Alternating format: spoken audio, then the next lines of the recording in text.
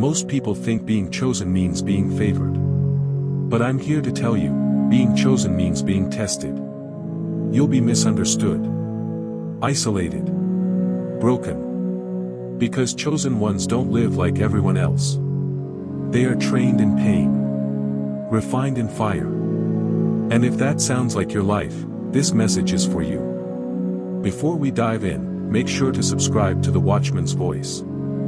We are awakening the remnant, one soul at a time. Part 1, The Signs. Sign 1, you never fit in. From childhood, you felt different. Not better, just different. You couldn't blend in no matter how hard you tried.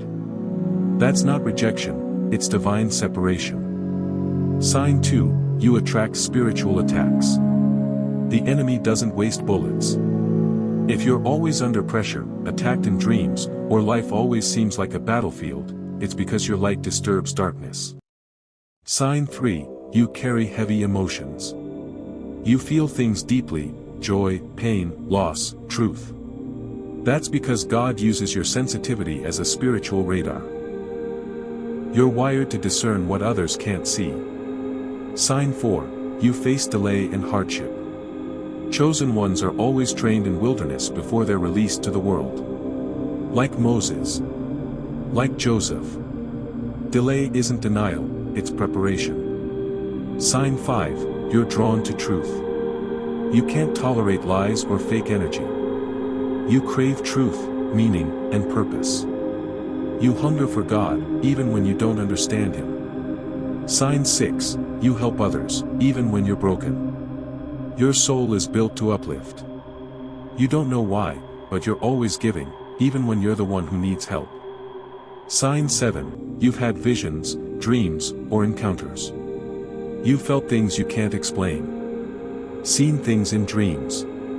That's not coincidence, it's God whispering to your spirit. Part 2, how to handle the calling. 1, stay close to God.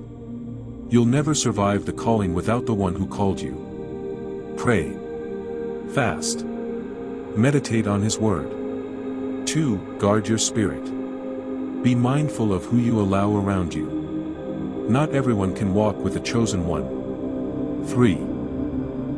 Embrace your process. Joseph was sold, lied on, and jailed, but he still became king.